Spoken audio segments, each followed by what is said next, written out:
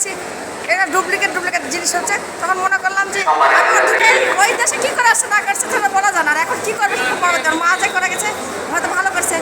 আমরা তো 14 আওয়ামী লীগ করে আওয়ামী লীগ সরকার ভালো করতো, কিন্তু আমরা চাই সে আওয়ামী লীগ সরকার যেন দেশে ফিরে আসে। এটাই আমরা চাই, এটা আমাদের আশা প্রত্যাশা। সে ওরা কিছুই করে গেছে, ওরা কিছু আগায় গেছে, বাট হয়তো কিছু কারণে হয়তো ওনাকে ফেলে রাখা হয়েছে। বা এরকম হয়েছে যে দেলোয়ার সাইদি হলো ওরা হাজার হাজার হলো মানুষ জীবন দিয়ে দিল। এটা একটা বিষয় যে জীবন যখন দিয়ে দিল তখন তার কোনো আসলো না, কোনো শোষণ আসলো না, যে তাদের কোনো ব্যবস্থা ছিল না বা তাদের প্রতি কোনো কি বিক্ষোভ বা কোনো কিছু নেওয়া হলো না, কিনে নেওয়া হলো না। বাট এই কারণে ওনার একটা বিষয় ফ্যামিলি কার্ড দিতে চাইছে। আমরা চাই যে আমি পত্রিকাতে করেছি যে 5 কোটি মানুষকে ফ্যামিলি কার্ড দিতে হবে। আমি বলেছি প্রত্যেক ফ্যামিলি এমন কোনো মানুষ নেই যে বৃদ্ধ বা খাটে খেতে পারছে না বা এদেরকে ফ্যামিলি কার্ড দেওয়া হোক। এমন কিছু আছে যে আয় আছে ব্যয় আছে, ওদেরকে ফ্যামিলি কার্ড না দেওয়া হোক। আমি এটাই চাই। আর আমার তরফ থেকে বলছি যে ফ্যামিলি কার্ড যখন দিতে চাইছে দিতেই হবে, না দিলে পরবর্তীতে আমরা চাই যে আমরা যে যুদ্ধ মতো নামতে পারে। আমরা তো পুলিশে দাঁড়াচ্ছি, আমার ভাই তো মুক্তিযোদ্ধা বা আমার ভাই সেনাবাহিনী। আমরা চাই বাংলাদেশটা আরেকবার স্বাধীন হোক। আমরা যদি স্বাধীন মতো যুদ্ধ চাই তাহলে আমরা আরেকবার স্বাধীন করবো এবং দেশটাকে স্বাধীন যুদ্ধ যদি করতে হয় আমরা জীবন দিতে রাজি আছি, কিন্তু দেশটা রাজাকার মতো করতে দিতে রাজি নাই।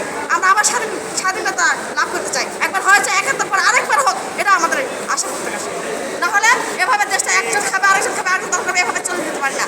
আমরা আমাদের জীবনটাকে সাজাতে চাই, আমাদের জীবনটা সাজাতে দিচ্ছে না, এরা এলোমেলো হচ্ছে। এখন আমরা তো পড়াশোনা এমন হাজার হাজার মানুষের দর্শক আছে পড়ালেখা করছে ঢাকা ভার্সিটিতে বা রাজশাহী ভার্সিটিতে, তারা কখনো ট্রেনে যাতায়াত করছে, ওদের সাথে এমন কিছু করছে যার কারণে যে হলো পড়ালেখা ওদের তো আছে, কিন্তু ওদের সাথে যে ব্যবহারগুলো করাচ্ছে কিন্তু ওরা কোনো দিন হলো অনেক ছেলেরা শিক্ষিত বলে কথা বলতে পারবে। কিন্তু আমি মুখ তুলে কথা বলবো যে আমার কোনো হলো কোনো নেগেটিভ কিছু নাই, আমি মুখ খুলে কথা বলতে পারবো।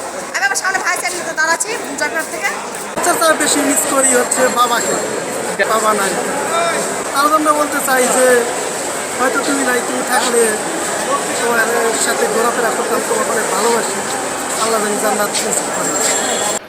আপনার পদ্মা সেতু হওয়ার পর থেকে মনে করেন যে বাসে গেলে 3 ঘন্টা বরিশাল যেতে পারে, তো লঞ্চে তো আপনার 6 ঘন্টার জন্য কেউ বসে থাকবে না। যার টাকা আছে জায়গা আপনার বাইরে উঠে, আর যাদের টাকা নাই বাসে গেলে বমি করে বাচ্চাদেরকে লঞ্চ দেখানোর জন্য, পানি দেখানোর জন্য আনন্দ সহিত লঞ্চে যা ঘুমাইতে পারে, পেশাব পায়খানার সুবিধা আছে, আরামাইশের জন্য লঞ্চে অনেকেই যায়। আপনার লঞ্চে কেবিনে গেলে একটা আরামাইশ, ভিআইপি কেবিন আছে, নর্মাল কেবিন আছে। কেবিনের মধ্যে আলাদা, লঞ্চের মধ্যে আলাদা, আর বাসের মধ্যে আলাদা। আমাদের গ্রামের দিক দিয়ে ভালো না।